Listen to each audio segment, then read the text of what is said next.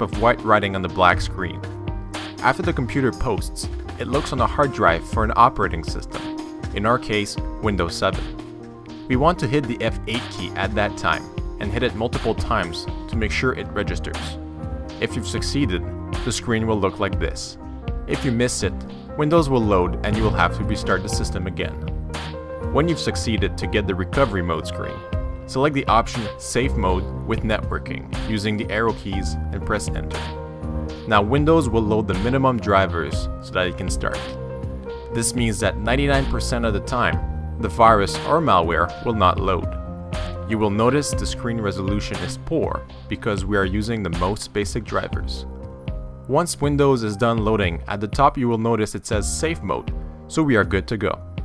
Check to make sure you are connected to the internet and open a browser window. Go to google.com and search for Malwarebytes. We will open the link to their site. Click on Products and choose to download the free version. This is a very good anti-malware program, kept up to date often and has never failed me so far.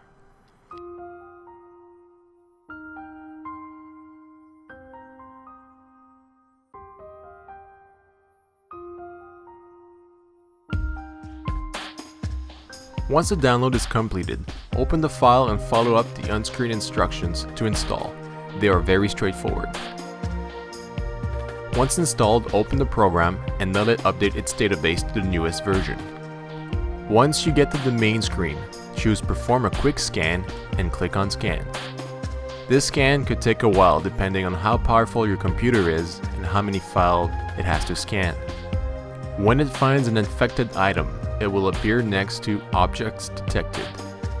Once the scan is done, follow the on-screen instructions to remove the malware that was found.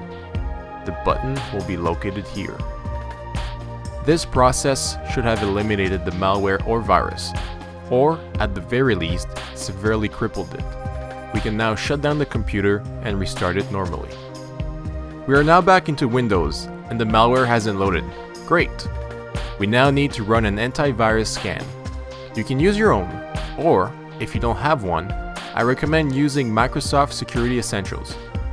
It is fairly powerful, kept updated, and best of all, it's free. If you want to download it, make sure to check which version of Windows you are running. If you are not sure, click Start, right-click Computer, and choose Properties.